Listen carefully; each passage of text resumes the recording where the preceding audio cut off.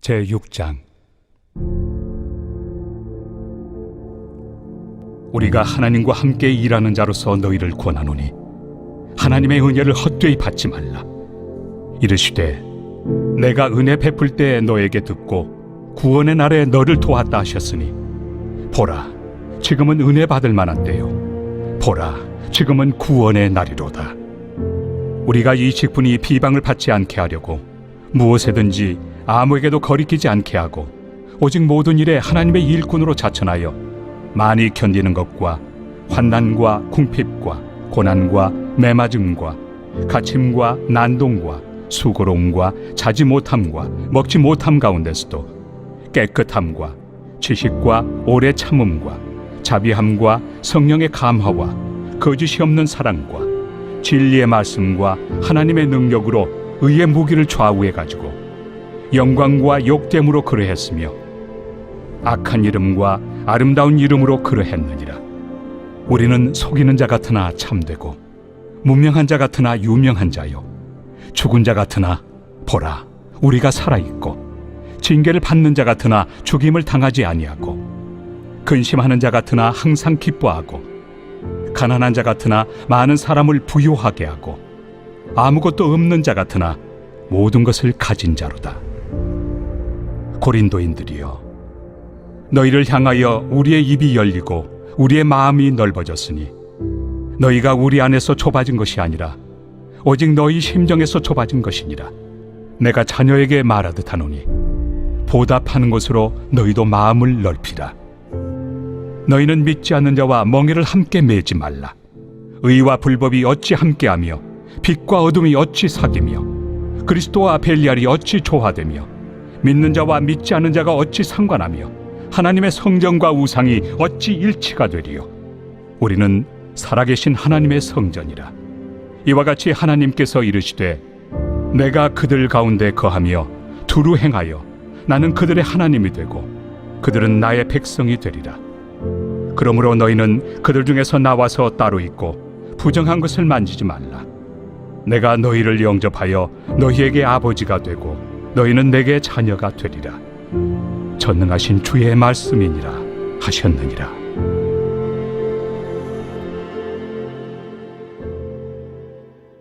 제7장. 그런즉 사랑하는 자들아, 이 약속을 가진 우리는 하나님을 두려워하는 가운데서 거룩함을 온전히 이루어 육과 영의 온갖 더러운 것에서 자신을 깨끗하게 하자. 오늘 고린도 후서 6장 말씀 함께 살펴보도록 하겠습니다. 고린도 교회는 바울의 2차 전도여행 때 세워진 교회입니다. 1년 6개월 동안 복음을 전하고 목회를 하였던 곳이었는데요, 우상 숭배와 향락이 가득한 곳이었기 때문에 교회가 세워지는 것이 결코 쉽지 아니하였습니다. 하지만 하나님께서 큰 은사들을 허락하시어 고린도 지역에 교회가 세워졌습니다. 하지만 그들은 지혜와 언변 그리고 각종 은사로 인해서 영적 교만함으로 분쟁과 분열이 끊임없이 이루어지게 되었습니다. 바울은 이런 분쟁과 분열을 해결하기 위해서 고린도전서를 기록하였고 그 답은 십자가였습니다. 자기 중심성에서 떠나 그리스도 중심적인 삶을 살아야 함을 이야기하였습니다. 고린도전서를 기록한 이후 고린도 교회가 어느 정도 문제가 해결되는 듯 하였지만 거짓 사도들에 의하여서 바울이 전한 복음이 훼손되어지고 바울의 사도권이 공격을 당하게 되었습니다. 그래서 디모데나 혹은 디도를 통해서 이 일을 해결해 보려고 했지만 잘 해결이 되지 아니하였고 그래서 결국 고린도 후서를 기록하게 되었습니다. 거짓 사도들의 주 공격의 내용은 바울이 전한 복음이 바울의 형편을 그대로 보여준다고 이야기한 것입니다. 이 복음을 믿으면 너희들도 똑같이 이렇게 시련을 당하고 고난을 당하고 힘들어진다. 이게 어떻게 복음이 되겠느냐. 반대로 이야기하는 것이 진짜 복음은 복받고 이 땅에서 잘되고 형통하고 문제없이 만사형통하는 이런 것이 이제 복음이라고 가르치게 되는 것이죠. 이것은 율법을 근거로 하고 있습니다. 기복주의 그리고 공로주의, 율법주의가 이 안에 담겨 있습니다. 그래서 내가 하나님 앞에 잘 보이고 열심히 하고 하나님의 말씀을 잘 지키면 인생이 잘 풀릴 것이라는 그런 율법주의가 거짓 사도들이 전한 내용이었습니다. 실제로 바울이 오늘 특별히 이제 6장에 많이 언급되어지는데 그런 심각한 고난과 시련을 많이 당했습니다. 그로 인하여서 고린도 교회 성도들에게 정말 이 바울이 하나님이 보내신 사도라면 하나님께 복을 받을 텐데 그의 형편을 봐라, 그의 꼴을 봐라, 너희도 그 바울처럼 힘들게 어렵게 살겠느냐, 이런 이야기들로 복음을 훼손하게 된 것이죠. 그래서 바울은 고린도 후서에서 자기를 변호하는 말과 거짓 사도들에 대한 공격을 또 변호하는 이야기들을 계속하게 되죠. 그래서 처음에 이야기한 것이 고린도 교회에 방문하지 못한 문제에 대해서 이야기했습니다. 그가 죽음의 위협에 있었기 때문에 방문하지 못하였다고, 고린도 교회를 사랑하지 않는 것이 아니라고 변호를 하였죠. 두 번째는 추천서의 문제였습니다. 거짓 사도들은 예루살렘 교회의 사도들의 추천서를 받고 왔는데 바울은 그런 추천서가 없었던 것이죠. 오히려 바울의 추천서는 고린도 교회 성도들이라고 변호를 하게 됩니다. 세 번째는 바울이 전한 복음이었습니다. 바울이 전한 복음은 선명하고 정직하고 단순하였습니다. 그래서 이 복음을 영접하게 되면 새로운 피조물이 되어진다는 것이 어제 내용이었습니다.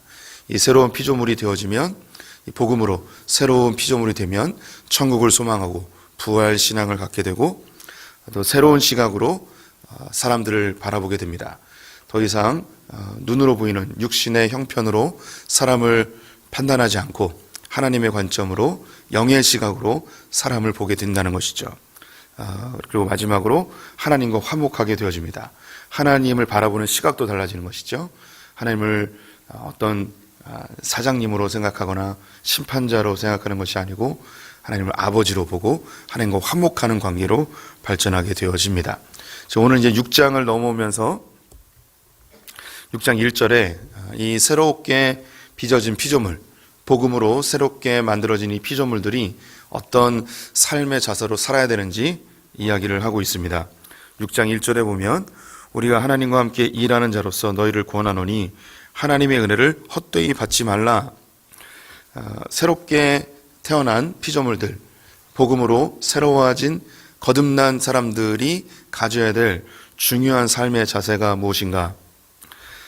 그것은 바로 하나님의 은혜를 헛되이 받지 말라는 것입니다. 이 헛되이라는 단어는 비어있다라는 뜻이에요. 빈손 혹은 빈수레, 빈통 이런 때에 이제 헛되이라는 말을 사용합니다. 또 예수님의 비유들 중에서는 열매 없음, 수확이 없는 이런 것을 의미합니다. 그래서 은혜를 헛되이 받지 말라는 것은 내가 받은 은혜에 대하여서 마땅한 열매, 마땅한 반응을 보여야 된다는 뜻입니다.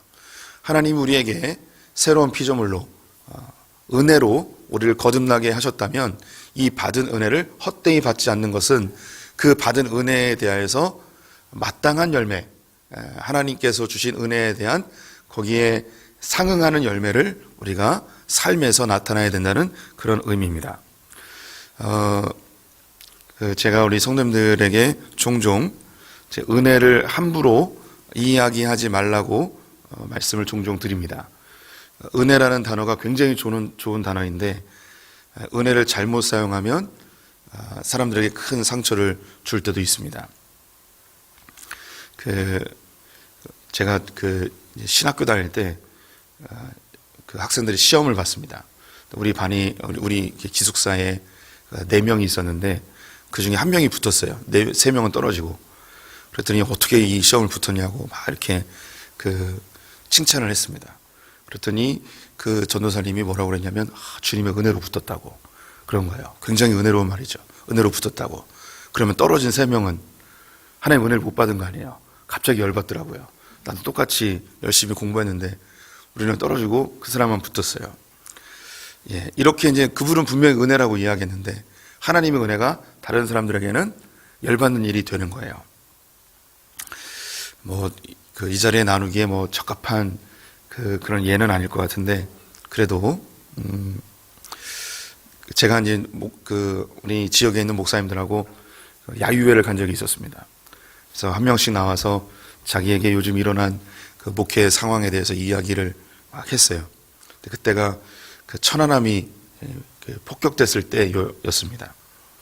한 목사님 나오셔서 자기 교회에 아주 전도 열심히 하는 안수 집사님과 그리고 권사님이 계시다는 거예요. 이분들이 교회 일을 정말 열심히 하는 분들이래요. 근데 그 아들이 있었답니다. 이 아들이 해군 부사관으로 임관을 해서 이제 그 복무를 하고 있었는데 열심히 기도했대요. 집이 인천이니까 인천에서 제일 가까운 평택 해군기지로 발령을 받기를 열심히 기도했답니다. 네, 열심히 기도했는데 안타깝게도 평택으로 발령을 받지 못하고 저 강원도 강릉 쪽에 발령을 받았다는 거예요. 그래서 발령을 받고 나서 몇 달 있다가 천안함이 그렇게 폭격을 당한 거예요. 근데 그 천안함에 타고 있었던 이 부사관 중에 이 아들의 동기가 거기 있었던 거죠. 만약에 평택에 왔으면 자기 아들이 죽을 뻔했다는 거죠. 그러면서 은혜라고, 주님의 은혜라고, 우리 아들을 이 강릉에 보낸 게 주님의 은혜라고. 네, 여기서 은혜라는 말이 어떻게 들리시나요? 되게 은혜롭게 들리시나요? 아니면 무례하게 들리시나요? 예, 은혜라는 말이 굉장히 무례하게 들릴 수 있습니다. 그러면 그 천안함에서 죽은 사람들은 하나님의 은혜를 못 받은 거고, 그 천안함에서 그 평택으로 발령을 받지 못한 자기 아들만 은혜를 받은. 그래서 우리가 은혜를 사용할 때 쉽게 사용하면 안 돼요. 진짜 은혜가 언제냐면 내가 받은 은혜가 그 마땅한 열매가 맺혀질 때 그때 은혜가 진짜 은혜가 되는 겁니다. 만약에 그런 그 천안함과 같은 사건에 그런 상황이 벌어졌다면 우리 크리스찬들이 어떻게 반응해야 되냐? 내가 만약에 거기에 발령됐으면 내가 죽을 자리였는데 그들의 죽음의 값을 내가 빚진 자로 살아갑니다. 라는 말이 올바른 표현이에요. 누군가는 내가 있어야 될 그 자리를 너무너무 사모하고 너무너무 부러워하는 자리입니다. 우리 크리스찬들이 그 자리에 하나님의 은혜로 자리하고 있다면 그 자리에서 빚진 자의 마음으로 살아야 해요. 이것도 그렇게 좀 나누기에는 적합한 건 아닌데 제가 경험한 게 많지 않아서 굳이 나눠봅니다. 용서하고 들으십시오. 제가 이제 유학을 가지 않았습니까? 머리는 안 좋은데 유학 갔습니다. 제 친구가 유학 간다고 했을 때 전화해서 네 머리로 어떻게 공부하려고? 그래서 제가 얘기했습니다. 정확하게 나를 판단하고 있구나. 그래서 기도해 주라고 이렇게 이야기한 적이 있었는데, 그 유학은 공부 잘하는 사람들이 가는 것만은 아닙니다. 돈이 많다고 가는 것도 아닙니다. 공부를 굉장히 잘하고 돈이 많아도 못 가는 케이스가 있습니다. 그래서 가는 사람들은 그래도 어떻게 보면 하나님 은혜를 받은 거죠. 그러면 은혜를 받았으면 그 은혜에 맞추어서 살아야 되는 거예요. 누군가에게는 그 자리가 너무너무 가고 싶어하는 자리고 누군가에게 너무 부러운 자리일 수 있습니다. 그래서 얼마 안 되는 그 유학의 기간이었지만 그 유학하는 기간 동안 늘 빚진 자의 마음으로 살려고 애를 썼습니다. 그래서 시간을 허투루 쓰지 아니하고 내가 하나님께 특별한 은혜를 받았기 때문에 이 받은 은혜에 대해서 최선으로 반응해야겠다고 생각하며 살았습니다. 100% 하나님 앞에 정직하게 당당하게 살았다고는 할 수 없지만 그런 마음의 자세로 살았습니다. 우리 성도님들이 하나님께 은혜를 받았다면 그 은혜를 결코 헛되이 받아서는 안 됩니다. 거기에 마땅한 열매를 맺고 살아야 하는 것이죠. 2절에 보면 굉장히 유명한 말이 나옵니다. 후반부에 보라 지금은 은혜 받을 만한 때요, 보라 지금은 구원의 날이로라. 지금 우리가 살아가고 있는 이 때는 은혜의 날이고 구원의 때입니다. 이것은 구약에 있었던 많은 믿음의 선배들이 너무나 갈망했던 시대입니다. 우리는 예수 그리스도의 십자가의 은혜를 경험하였습니다. 하나님을 아버지라 부를 수 있는 사람들이 되었습니다. 성령님이 늘 우리와 함께 하시는 임마누엘 되신 그 주님이 나와 늘 동행하는 시대를 살아가고 있습니다. 이것은 우리가 제가 말로 표현할 수 없을 만큼의 엄청난 사건입니다. 네, 제가 이걸 언어로 표현할 수 없다는 게 너무너무 안쓰러운데요. 이건 구약 전체를 다 이야기해야 될 만큼 너무나 엄청난 사건입니다. 구약에 아무리 위대한 믿음의 인물들도 우리만 못합니다.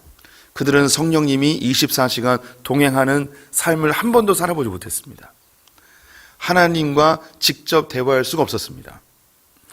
구약에 있는 인물들은 하나님을 나의 하나님이라고 한 번도 부르지 못합니다. 아브라함도 그 주변에 있는 사람들도 하나님을 나의 하나님이라고 부를 수가 없습니다. 예수님이 십자가에 달려 죽으신 제일 중요한 이유는 뭐였냐면 하나님을 나의 아버지라 불렀기 때문에 죽었습니다. 신성 모독이었죠. 그런데 우리는 그 하나님을 나의 아버지라 부를 수 있습니다. 구약의 그 누구도 하나님을 나의 아버지라고 부르지 못합니다. 우리는 그런 시대를 살아가고 있는 거예요. 하나님을 아버지라 부를 수 있는. 구약의 인물들은 자기의 죄를 해결하기 위해서 매번 성전에 나아가 자기의 죄를 씻는 제사를 지냈어야 했습니다. 너무 불편하고 귀찮은 일이었습니다. 하지만 그들은 거룩을 유지하기 위해서 그 일을 반복적으로 해야 했죠. 그럼에도 불구하고 그들의 죄는 완벽하게 씻겨지지 않았습니다. 자칫 성전에 들어가 그들은 징계를 받을 수도 있는 두려운 시대에 살았습니다. 하지만 우리는 예수 그리스도의 십자가의 은혜로 단번에 우리의 과거와 현재의 미래의 모든 죄가 다 해결되었습니다. 우리가 지금 이런 은혜에 대해 살고 있다는 것은 말로 표현할 수 있는 엄청난 사건입니다. 그렇기 때문에 이 엄청난 은혜를 받은 우리들이 이 은혜를 헛되이 받아서는 안 됩니다. 그 받은 은혜에 대해서 마땅히 그 열매를 맺으며 살아야 하는 것이죠. 그래서 3절에 우리는 이 직분이 비방을 받지 않게 하려고 무엇이든지 아무에게도 거리끼지 않게 하고, 이 직분 4장에서부터 반복되는 직분입니다. 죽음의 직분과 살리는 직분, 영의 직분과 육의 직분 구분되어져서 율법과 복음의 차이죠. 바울이 받은 이 복음을 전하는, 은혜의 복음을 전하는 이 직분에 대하여서 자기는 그 누구에게도 비방받지 않기 위하여, 그 누구에게도 거리끼지 않기 위해서 최선을 다해서 살아가고 있다고 합니다. 그래서 이 복음을 전하다가 환난과 궁핍과 고난과 매맞음과 갇힘과 난동과 수고로움과 자지 못함과 먹지 못함과 이런 일을 당할지라도 이 복음에 합당한 삶을 살기 위해서 충성되게 그 길을 걷고 있다고 이야기합니다. 우리가 받은 이 복음은 이 모든 고난과 환난과 시련과 죽음의 위협을 감당하기에도 합당한 복음입니다. 그 어떤 것과도 비교할 수 없는 복음입니다. 다 어떻게 이 위대한 복음이 전달이 잘 돼야 될 텐데, 저의 이럴 때마다 이제 언어의 한계를 느끼면서 답답하기도 합니다. 우리는 이 복음을 받은 자로서 때로는 무명한 자처럼, 죽은 자처럼, 근심하는 자처럼, 가난한 자처럼, 아무것도 없는 자처럼 살아갈 때가 있습니다. 하지만 이 복음을 가졌다는 것은 모든 것을 소유한 것이고, 가장 부유한 것이고, 살리는 것이고, 유명한 것입니다. 이 복음 자체를, 이 복음의 은혜를 받았다는 것 자체가 우리의 삶 전체를 완전히 다 뒤바꿔 놓는 것입니다. 상상할 수도 없는 일입니다. 이 복음이 이 시대에 우리에게 전해졌고, 지금 우리 성도님들이 그 복음을 받아들여서 새로운 피조물이 되었습니다. 그럼 어떤 삶을 살 것인가?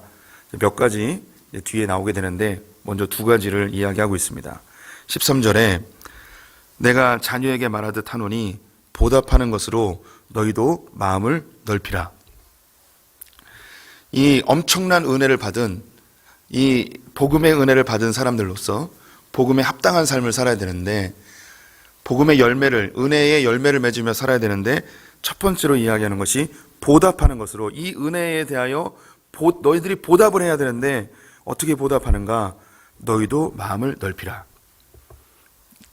마음을 넓히라는 것은 너희가 은혜로 거듭났기 때문에 사람들을 은혜로 대하라는 것입니다. 우리가 하나님께 은혜를 받았기 때문에 이 은혜는 반드시 누군가에게 흘려보내야 됩니다. 이게 은혜의 선순환이에요. 은혜는 반드시 흘러가야 됩니다. 그렇지 않으면 이 은혜는 막힙니다. 하나님의 복이 막혀버려요. 그래서 마음을 넓혀야 돼요. 사람들에 대해서 누군가 나를 공격했을지라도 하나님의 그 은혜 받은 것에 대한 감격으로 그걸 그럴 수 있다고 받아줘야 돼요. 혹은 손해를 볼 수도 있어요. 하나님께 받은 은혜로 그 손해에 대해서 마땅히 감수하는 거예요. 우리 성도님들이 받은 은혜를 흘려보내는 삶을 사시기를 주님의 이름으로 축원드립니다. 바울이 자녀에게 말하듯 한다고 합니다. 우리 성도님들 이 말씀을 가슴에 잘 간직하고 사시기를 정말 축원드립니다. 우리는 하나님께 공짜로 받은 삶이에요. 흘려보내는, 끊임없이 흘려보내는 삶을 살아야 합니다. 정서적 손해, 시간적 손해, 그리고 재정적 손해를 감수하기를 우리는 각오하고 살아야 됩니다. 이 부분에 대해서 깊이 알고 싶으면 손해의 낭만이라는 책을 꼭 읽어보시기 바랍니다. 눈빛들이 무슨 책인지 잘 모르는 눈빛들이 몇 분 계셔서 심히 안타깝지만 저는 마음이 넓습니다. 두 번째로 바울이 이야기하는 것은 14절에 너희는 믿지 않는 자와 멍에를 함께 매지 말라. 의와 불법이 어찌 함께하며 빛과 어둠이 어찌 사귀며. 7장 1절 말씀을 더불어 읽겠습니다. 그런즉 사랑하는 자들아, 이 약속을 가진 우리는 하나님을 두려워하는 가운데서 거룩함을 온전히 이루어 육과 영이 온갖 더러운 것에서 자신을 깨끗하게 하자. 믿지 않는 자와 함께 멍에를 매지 말라고 합니다. 다른 말로 거룩한 삶, 구별된 삶을 살아라 이야기하고 있습니다. 우리는 하나님이 살아계신 하나님의 성전입니다. 그래서 세상 것과 구별된 삶을 살아야 할 것입니다. 이것이 은혜의 복음을 받은 자들의 삶인 것이죠. 우리는 이 세상에서 건진받은 자들입니다. 우리가 구원받았다는 것은 세상으로부터 건진받은 것입니다. 죄로부터 건진받은 것이죠. 그래서 하나님이 우리 안에 주신 그 성령 안에서의 영적인 민감함, 양심의 작동으로 우리의 죄와 구별된 삶, 세상과 구별된 삶을 살아야 할 것입니다. 세상 사람들이 너 굳이 그렇게 살아야 되는가? 좀 유도리 있게 살아라. 혹은 너 그렇게 하면 고립된다, 손해본다 라고 하는 그런 수많은 유혹들이 있겠지만 구별된 삶을 살아야 할 것입니다. 이제 목사가 되기 전에 그런 생각들을 했었어요. 목사님들이 되려면 그냥 신학교부터 목사 되는 것보다는 세상을 좀 경험하고 직장도 좀 다니고 그래서 성도님들의 삶을 좀 이해하고 그리고 목회자가 되면 좋겠다 이런 생각을 했었습니다. 그때는 목회를 할 마음이 없었죠. 근데 일반 학교를 다니다가 나중에 부름을 받고 신학교에 가서 목사가 됐습니다. 목사가 되고 나서 생각이 바뀌어버렸습니다. 어떻게 바뀌었냐면 목사가 될 거면 아예 세상을 경험하지 않고 그냥 신학교 때부터 목사가 되는 게 낫겠다라는 생각으로 바뀌었어요. 왜 그렇게 바뀌었냐면 목사가 성도님들의 삶을 이해하는 거 굉장히 소중한 것이죠. 그런데 세상에서 살다 보면 어쩔 수 없이 죄를 접하게 되더라고요. 어쩔 수 없이 죄와 가까워지고 죄가 묻어요. 그리고 이 지은 죄가 그 이후에 완전히 사라지지 않아요. 그 묻어진 죄로 그 죄의 흔적들이 남아있어서 그 삶이 흔적이 남아있음으로 인해서 이것이 목회에 있어서 장애물이 돼요. 어쨌든 장애물이 돼요. 그래서 하나님께 부름받은 사람이라면 아주 어릴 때부터 하나님 앞에 드려진 삶, 나시린처럼 그렇게 사는 것이 훨씬 좋겠다라는 생각이 듭니다. 우리 성도님들이 신앙인으로서 세상과 접하다 보면 어쩔 수 없이 죄가 묻습니다. 그리고 이미 신앙생활을 하시면서 그 죄의 흔적들과 죄로 인한 우리의 상처기들이 신앙생활 하는데 장애물이 되는 것을 이미 다 경험하셨습니다. 할 수 있거든 죄와 멀리해야 됩니다. 그 죄를 알고 경험하고 깨닫는 것보다 경험하지 않고 멀리하는 것이 훨씬 유익한다고 저는 확신을 합니다. 우리 믿는 자들로서 할 수 있거든 죄와 멀리하고 구별된 삶을 살아야 할 것입니다. 하나님께서 우리를 핏값으로 사셨습니다. 그래서 죄와 싸워 이기되 피 흘리기까지 싸우는 성도들이 되어야 할 것입니다. 이건 저의 몫이기도 하고 우리 성도님들의 몫이 되어야 할 것이죠. 말씀을 맺겠습니다. 우리는 하나님께 거저 은혜 받은 자들입니다. 이 은혜를 헛되이 받아서는 안 됩니다. 반드시 이 은혜를 은혜에 합당한 열매를 맺어야 할 것이죠. 그 첫 번째 방법은 내가 은혜로 받았기 때문에 은혜로 사람들을 대하는 마음을 넓히는 삶을 살아야 할 것이고, 하나님께서 우리를 은혜로 건져주셨고 은혜로 구원해 주셨기 때문에 죄와 구별된 삶, 거룩한 삶을 살아야 할 것입니다. 기도하겠습니다. 하나님, 구약의 믿음의 선배들이 그토록 원하고 그토록 꿈꾸고 그토록 열망했던 이 구원의 날을 우리에게 허락하여 주시니 감사합니다. 하나님을 아버지라 부를 수 있으며 예수 그리스도의 속죄로 우리의 모든 죄가 깨끗게 되어지며 성령 하나님이 우리와 늘 항상 동행하시며 임마누엘 되셔서 우리를 인도하여 주시니 감사합니다. 이 놀라운 은혜를 헛되이 받지 않는 우리들 되게 하여 주시옵소서. 주님께로부터 받은 이 은혜를 누군가에 흘려보내는 은혜의 선순환이 우리에게 일어나게 하여 주시고, 죄로부터 구별되어 싸우니 세상과 구별되고 거룩한 삶 사는 자들 되게 하여 주시옵소서. 오늘 하루의 삶을 주님께 의탁드리며 예수님의 이름으로 기도드렸습니다. 아멘.